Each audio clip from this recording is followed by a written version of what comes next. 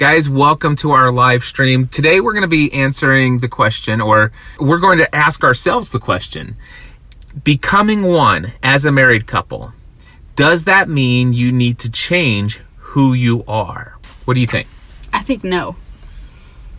You fell in love with me the way I was, the way I am, so why would I then have to change to get married? I fell in love with you for who you are. You fell in love with me, assuming you fell in love with me for who I am. I have no idea. I fell in love with you for who you're going to be. That's an interesting thing. I think that there are some people who go into marriage thinking, I can fix her or I can fix him. You know, I can work with this. Here's the thing. I do think that people come in or go into marriage with that mindset, but if I am broken, only God can fix me. And I say that as a young woman who, well, I'm not young now, but coming into marriage as a young woman who was broken. It wasn't your responsibility to fix me. When you, first of all, you don't have to go into detail, but in what way would you say that you were broken coming into the marriage? Because some people may not know your backstory. Okay, so I would say that I was broken in that I was sexually abused as a child, and I grew up in a mindset that you saved yourself for marriage. And it took a long time for me to reconcile what my marriage was, how God designed my marriage and how the church told me my marriage was supposed to be designed. Okay. And to bring those two together and to find a common ground and an understanding. But I brought in hurt and brokenness.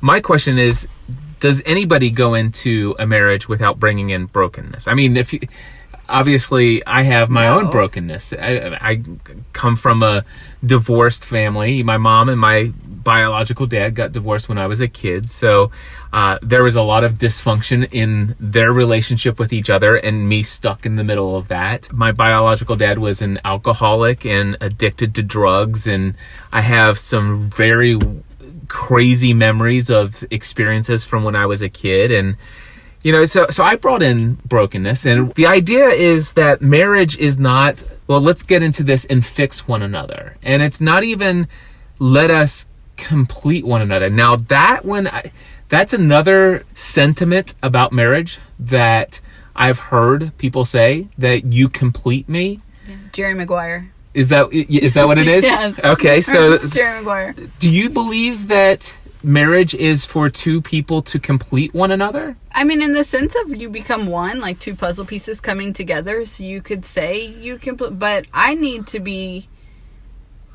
a whole functioning puzzle piece on my own to even contribute to that. But I don't know that you complete me. Right. And see, that's the thing. I don't necessarily believe that I complete you, or that I think that you are complete in of yourself. Broken, unbroken, doesn't matter. You are complete. You don't need me to fill something that you don't have. Right. You desire me, hopefully. You know, I matter of fact, I'd feel better in our relationship knowing that you desire me rather than need me. Yeah. Does that make sense? Right. That for some reason sense. You need me and that's why you stick around. You know, I just like that doesn't sound romantic to me. Well, I don't need you to change the light bulbs because, you know, I'll do those. I don't need you to build things because I'll do that. So no, I don't need you. And okay. I like you, so I keep you, but I don't need you. Right. So, in my opinion, that this whole idea of becoming one, what does that mean? For me, what I've kind of thought about over the years is not that we become of one mind about everything, that we agree about everything. No, because God made us each different and individual, and we are one team of two people, and it is both of our ideas and desires and dreams that fulfilled the team, not... See, that's dreams. I love dreams. Of course, you and I are very big on dreams. We have a conference, by the way, called Free the Dream. We do. You can learn more at freethedream.live. Anyway, I think the idea is that vision of the future. It's that we agree to come together and share and be one in our vision and mission of where we together are going in life. That we're committed on going down a journey together. Would you agree that Yes. That's the becoming one? Yes. That's what I love about our marriage, is that we have become one. You haven't changed I have changed. Well, okay. And that's a big thing, because he chose to love me as I am, even though how I am is different than how I was. Okay.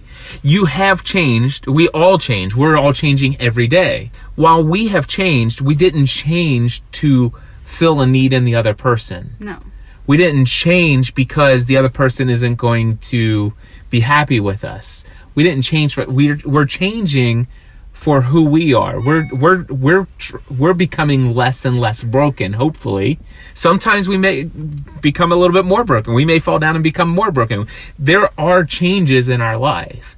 The question is are we committed together to growing toward one another in our purpose, in our mission, in our vision, in our dreams, and our goals? That's what I think that becoming one means. And this is a whole other topic.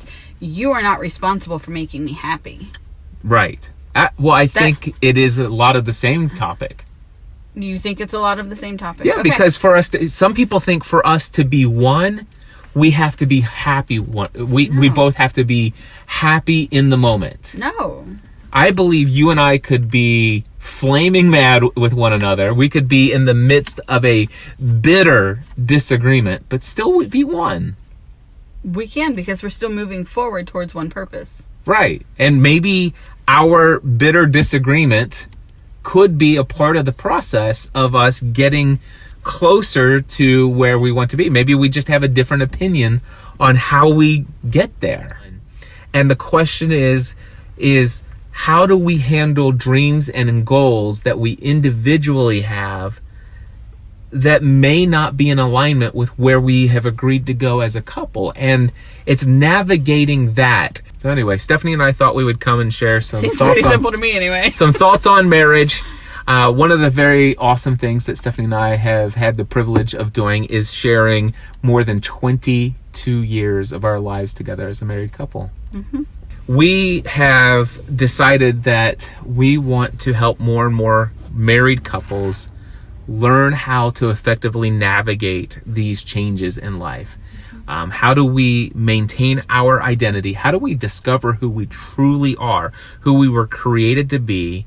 And how do we pursue that with passion while also growing together, becoming one as a married couple? And these are the kinds of things that we have on our heart to share with people. And Stephanie and I are going to be hosting our very first marriage workshop live event in our home, the Next Level Studio. If you would like to have a marriage that is thriving and not surviving, it's going to be called the Thriving Marriage Workshop. The dates are coming up in April. There's more specific details to come soon. Just email me, cliff@cliffravenscraft.com, and I will get you added to the list of people who are potentially going to be invited to come to join us. It's going to be fun. It's going to be awesome. Because, well, we're going to be there. And we're awesome. Some people think so. If you have a marriage that you would love to invest in and take to the next level, we would love to encourage you to consider our Thriving Marriage Workshop. Email me, cliff@cliffravenscraft.com for more information. Anything else before we shut this video down? I think that's all. All right. Until next time, we encourage you to take everything you do to the next level. Bye, everybody. Bye.